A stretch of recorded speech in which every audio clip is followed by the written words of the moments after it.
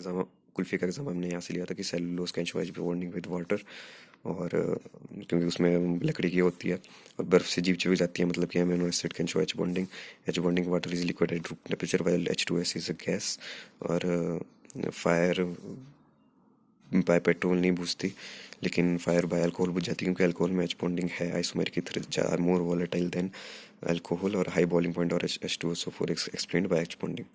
और ये होते हैं डायग्राम ऑर्थो और पैरा के, जिसमें इंटर है, ये इंट्रा है। फिर वैसे ही फॉलो कर लेते हैं प्रॉपर्टीज़ भी। एच बॉन्डिंग इन आइस होती है, ये आइस याद रखना कि आइस में होता है। ये बॉइलिंग पॉइंट सब कुछ बढ़ रहा है जो, और एड्सॉर्प्शन भी बढ़ेगी क्योंकि चारकोल उसका एक्सजी का सबसे ज़्यादा सरफेस है ना। ये क्वेश्चन है ये स्ट्रक्चरल के, ये वाला, ये क्वेश्चन करने में तो कर लेना वैसे। O2 नेगेटिव निकल होता है इसमें, जिसमें कोई अनपेयर्ड इलेक्ट्रॉन नहीं होते जब ऑक्सीजन की बात आती है। और ONO यहाँ पे सबसे ज़्यादा, ये तो पता लगा लोगे आप। Total number of anti bonding electron O2 में पूछे तो सारे गिनने होते हैं, तो यहाँ पे 6 होंगे। और CH3OH में what is the dominant intermolecular force कौन सी है CH3OH में? मतलब लिक्विड को अगर हम इसको गैस में कन्वर्ट करें CH3OH में क्या होता है, एच बॉन्डिंग होगी, क्योंकि बाकी तो कुछ हो नहीं सकते हैं। मतलब वो बाकी होंगे लेकिन मेन एच बॉन्डिंग करेगी। अगर एच बॉन्डिंग नहीं होता तो डायपोल का आंसर जाता। ऑप्शन की बात कर रहा हूँ मैं यहाँ पे। और यहाँ पे कौन सा किसमें कोवेलेंट बॉन्ड नहीं है, कि NO3 में भले ही कोवेलेंट बॉन्ड नहीं है लेकिन NO3 नेगेटिव में जरूर है। मतलब आपको और अंदर भी जान के देखना पड़ता है, इसलिए यहाँ पे सिर्फ KCl आंसर आएगा। और NO3 नेगेटिव में क्योंकि कोवेलेंट बॉन्ड है, भले ही कि NO3 में हम ना माने, लेकिन NO3 नेगेटिव को जब हम अंदर जाएंगे और थोड़ा NO3 नेगेटिव भी देखा करो, क्योंकि वो K पॉजिटिव और NO3 नेगेटिव है यहाँ पे।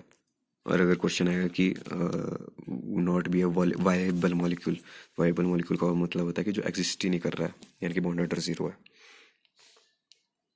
स्मॉलेस्ट बॉन्ड एंगल देखेंगे तो यहाँ पे जैसे जितना बड़ा सेंट्रल एटम उतना बड़ा छोटा बॉन्ड एंगल होता है, तो बस यहाँ पे सबसे बड़ा सेंट्रल एटम SB है, इसलिए आंसर C जाएगा। और ClF3 में लोन पेयर कहाँ लगेंगे ये जरूर याद रखना, इसमें गलती हो चुकी है कि ClF3 में लोन पेयर जाएंगे इक्वेटोरियल प्लेन पे, यानी कि उनका एंगल होगा 120 डिग्री। और MF6 से बोरोन नहीं बना सकता है। टेट्राहेड्रल शेप किसकी होगी, वो H3PO4 की होगी, ऐसे है यहाँ पे। और ClF3 बेंट T शेप का होता है, ये भी याद रखना। यहाँ पे करेक्ट सॉल्युबिलिटी ऑर्डर है, तो यहाँ पे याद रखना है कि OH की बात हो रही है तो हाइड्रेशन एनर्जी लेटिस एनर्जी देखी जाती है। CO3 अगर अल्कली मेटल है तो वैसे देखा जाएगा, तो यहाँ पे आंसर वैसे ये वाला है, C आंसर करेक्ट है।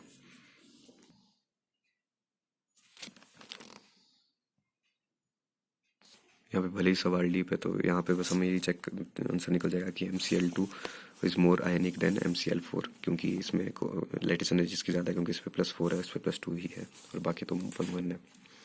जब सॉल्युबिलिटी देख रहे हैं यहाँ पे तो ये BA है, BE मत समझ लेना इसको। और इसमें मतलब वो होगा अल्कली मेटल में तो हाइड्रेशन एनर्जी देखी जाएगी, इसलिए आंसर इसका ये आएगा। क्योंकि जब सॉल्युबिलिटी की बात हो रही हो तो हाइड्रेशन एनर्जी को देखा जाता है, लेटिस एनर्जी को नहीं, क्योंकि यहाँ पे कुछ वो नहीं दिया है साथ में, किसी को 3 नेगेटिव है, किसी को नेगेटिव है वगैरह वगैरह। ये इसका 10 to 9 रेशो CSF की हो गई, क्योंकि सबसे बड़ा CS है और F सबसे छोटा है। ये बहुत ही अच्छा सवाल है जिसमें हम CSI3 में चार्ज देखेंगे तो CS में कॉमन सेंस का क्वेश्चन है, पहले खुद सोचो। और आंसर है इसका CS इज +1। अब CS+3 मत कर देना ये, क्योंकि I3 नेगेटिव होता है और CS+1 होता है, इसमें गलती हो सकती है, इसलिए इसका ध्यान रखना। इसमें आंसर देख लेना ABL से, तो आंसर तो D आएगा। और इसमें है कि सीक्वेंस चेंज मत करना, तो आंसर इसमें सही सही आपका A आना चाहिए। और इसमें है कि वो हाइड्रोजन बॉन्ड की स्ट्रेंथ सबसे ज़्यादा किसमें होती है, तो जहाँ पे मोस्ट इलेक्ट्रोनेगेटिव एलिमेंट है FF है दोनों ही तरफ, तो मतलब बात यही होगी बस सबसे ज़्यादा। और बॉन्ड लेंथ किसकी सबसे ज़्यादा, तो बॉन्ड आउट जिसका सबसे कम होगा उसकी ज़्यादा सबसे ज़्यादा बॉन्ड लेंथ होगी, तो इसका आंसर होगा A। ये वो क्वेश्चन जिसमें हम CdCl2 को ज़्यादा लेते हैं, क्योंकि वो D ब्लॉक का एलिमेंट है। और B एंड C में और AgCl और AgF में भी आपको इसमें जैसे इसकी लेटिस एनर्जी ज़्यादा है तो ये आयनिक है और ये कोवेलेंट है, सीधा सीधा तो ये सही है। और इसमें भी साइज़ के हिसाब से देखेंगे तो ये आयनिक है, ये कोवेलेंट है। यहाँ पे ये आयनिक है, ये कोवेलेंट है।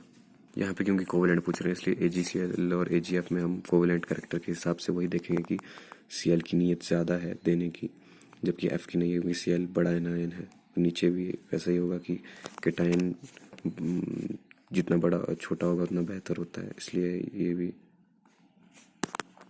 मतलब सब ऑप्शन देख लो, आपको आंसर आ जाएगा सी का। यहाँ पे इसके ऊपर चार्ज ज़्यादा है Zn2 पॉजिटिव के ऊपर, इसलिए इसको ज़्यादा कोवलेंट करेक्टर होना चाहिए था, इसलिए ये भी गलत होगा। और फोस्फीन का मतलब PH3 होगा। और इसमें लोन पेयर इसमें उसमें होते हैं स्फेरिकल प्योर में, लोन पेयर हम इसको भी मानते हैं ना, याद होगा, याद रखना इसको कि लोन पेयर हम उसको मान देते हैं जो पहले से हो, खाली होने की ज़रूरत नहीं है, मतलब कुछ और होने की ज़रूरत नहीं है, लोन पेयर उसी को मान लेंगे जो भरा हुआ है इसमें। नो चेंज अगर पाए बॉन्ड ऑर्डर का क्वेश्चन आ रहा है तो उसमें वही देखना है कि किसमें पाए बॉन्ड का आंसर इसका वैसे क्या है, देख लो, सोचो एक बार, तो सोचो और फिर आंसर देखो। मैंने भले इसका आंसर सी निकाला हो, लेकिन इसका आंसर डी है, क्योंकि जो C2 नेगेटिव का है उसमें सिग्मा में जाता है, वो 2 नेगेटिव इलेक्ट्रॉन बाकी सबके पाए में जाएंगे। ये बहुत ही तगड़ा क्वेश्चन है। यहाँ पे कि अज्यूम करना है 2s2p orbital of carbon are used in forming CH4 molecule which of the following is false. तो इसमें अगर राइट एंगल है तो ये भी फॉल्स होगा, ये भी फॉल्स होगा, और डी भी फॉल्स होगा, लेकिन प्योर वर्ड नहीं छोड़ना है, क्योंकि assuming pure 2s and 2p यानी कि इसमें ओवरलैपिंग होगी, हाइब्रिडाइजेशन होगी ही नहीं। इसका मतलब है कि CH बॉन्ड राइट एंगल पे मान रहे हैं हम, और 1 CH bond will be weaker then 3 CH bond, क्योंकि एक का हमें पता नहीं कहाँ जैसे लगेगा, लेकिन 3 तो 90 डिग्री पे लग रहे हैं, क्योंकि ओवरलैपिंग है, इसमें हाइब्रिडाइजेशन हुई ही नहीं है। The angle of CH bond found by SS overlapping will be uncertain with respect to other 3 bonds. ये वाला कि ये अनसर्टेन होगा, और ये इसमें तो 90 डिग्री पे बन रहे होंगे, इसलिए इसमें C फॉल्स होगा। ये सही होना चाहिए था अगर यहाँ पे प्योर नहीं होता। बहुत अच्छा सवाल है। और इसमें भी हमें देखेंगे कि किसमें हाइब्रिडाइजेशन चेंज नहीं हुई है। इसने 3 से 4 बॉन्ड बना लिए मतलब है, इसमें 3 से 4 बॉन्ड बना लिए मतलब है, इसने 4 से 6 बॉन्ड बना लिए, इसमें भी है मतलब कि चेंज है। लेकिन BF3 में BF3 ही रहा है ये, तो इसने 3 बॉन्ड पहले थे, 3 बॉन्ड अभी हैं, तो sp2 ही रहेगा। sp2, हाँ sp2 और sp2 ही रहेगा, क्योंकि इसमें ये तो बैक बॉन्डिंग कर रहा होगा, क्योंकि नाइट्रोजन की तरफ से आएगा ना।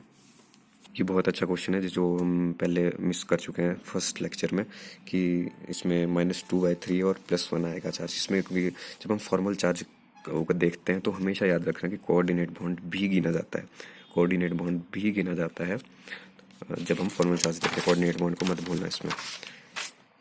और इसमें किसमें म्यू डाइपोल मोमेंट 0 नहीं होगी, तो इन सब में तो हो सकता है कि हो जाए, लेकिन हाँ मतलब B और C का लग रहा है कि इसमें दोनों में होगी ऑलमोस्ट, लेकिन अगर हम CN इधर को बना लें हाँ तो नहीं होगी, तो इसलिए आंसर होगा C, और साथ ही साथ में होगा D, क्योंकि इसमें लोन पेयर है।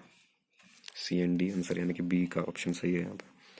बैक बॉन्ड, जब बैक बॉन्डिंग होगी बोरोन में तो क्या चेंज नहीं होगा, तो पोलैरिटी चेंज तो नहीं होती है, लेकिन एसिडिक स्ट्रेंथ चेंज हो जाती है, क्योंकि बॉन्ड बना चुका है बैक बॉन्डिंग से, तो एक्सेप्ट नहीं करेगा। और बॉन्ड एंगल तो सेम रहता है। बॉन्ड लेंथ चेंज हो जाती है, क्योंकि बॉन्ड ऑर्डर बॉन्ड ऑर्डर में थोड़ा बदलाव आ सकता है, मतलब बॉन्ड लेंथ हो सकता है कि नहीं चेंज हो, पर हो भी सकता है कि चेंज हो जाए। और हाइब्रिडाइजेशन तो सेम रहती है, बॉन्ड स्ट्रेंथ भी चेंज हो जाए, क्योंकि बैक बॉन्डिंग है तो बॉन्ड स्ट्रेंथ इंक्रीज होती है, तो बॉन्ड लेंथ डिक्रीज होगी होगी। और बॉन्ड एंगल नहीं चेंज होता, प्लेनिटी नहीं चेंज होती, ज्योमेट्री भी नहीं चेंज होती है, तो ये आंसर होगा। ल्यूविस एसिडिटी तो हाँ चलो ये तो है ही कि वो चेंज होगा, ल्यूविस एसिडिक स्ट्रेंथ, तो आंसर आएगा C। क्वेश्चन है which has lower weaker p/d bonding, तो इसका आंसर हम देखेंगे कि N और SI, तो इसमें बैक बॉन्डिंग तो होगी, मतलब सब में बैक बॉन्डिंग होगी। SiF4 है और OSI है, मतलब इसमें बैक बॉन्डिंग होगी, लेकिन जो एक्सेप्टर एटम है अगर उसका खुद का लोन पेयर है पहले से, तो बैक बॉन्डिंग उतनी इफेक्टिव नहीं होती, क्योंकि लोन पे रिपल्शन हो जाता है। जैसे यहाँ पे कि Cl देना तो चाह रहा है, लेकिन यहाँ पे लोन पेयर पहले से ही है तो रिपल्शन हो रहा है, इसलिए सबसे वीक p/d OCl2 में होगा। 2-1-2-1 वाला sp मिक्सिंग में होता है, 1-2-2-1 वाला में विदाउट sp मिक्सिंग होता है। ये क्वेश्चन, इस क्वेश्चन के लिए आंसर आएगा। हाइब्रिडाइजेशन सेम है, लेकिन ज्योमेट्री डिफरेंट है। हाइब्रिडाइजेशन का मतलब sp वगैरह था वो, तो नहीं, हाइब्रिडाइजेशन तो sp सेम, हाँ हाइब्रिडेशन वाला sp वगैरह, और जियोमेट्री चेंज होती है क्योंकि Ab2Al3 और Ab3Al2, इसलिए आंसर होगा ये वाला। ये भी बहुत अच्छा क्वेश्चन है कि hybridisation state of conjugate acid and base, conjugate base of ammonium ion. Conjugate base इसमें कंजुगेट बेस इसमें NH3 है, इसलिए आंसर इसका ये होगा। बहुत अच्छा क्वेश्चन है, इसमें मैं पजल हो रहा था। कौन सा ग्राउंड स्टेट में बनेगा? तो याद रखना कि नाइट्रोजन हमेशा ग्राउंड स्टेट में 3 ही बॉन्ड बनाता है, और उसके वाले भी सारे 3 ही बॉन्ड बनाते हैं। इसमें इसमें ग्राउंड स्टेट में हम 6 बना सकते थे, इसमें हम 7 बना सकते थे, और इसमें भाई इसने 5 बना लिया, इसलिए नाइट्रोजन इसका जुगाड़ ये देखेंगे कि वाले के GS में 3 बॉन्ड बना सकता है, और इसका वैसे आंसर हम ऐसे निकाल सकते हैं। ये क्वेश्चन है जिसमें CH4 प्योर नहीं है, इसलिए इसमें ऑल आर करेक्ट आएंगे। क्वेश्चन नंबर 14 है इसमें कि सबसे ज़्यादा बॉन्ड लेंथ शॉर्ट किसकी होगी?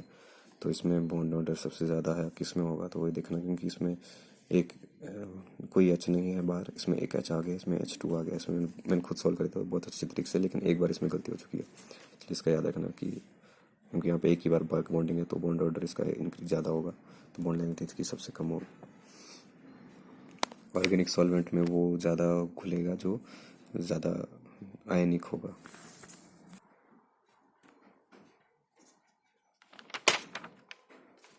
नोबल गैस की बॉइलिंग पॉइंट आयनिक कंपाउंड से भी लो होता है। sp2 डबल बॉन्ड के अलावा भी होते हैं जब ABl देखोगे आप, ठीक है। C2CN4 का डायग्राम ये होता है।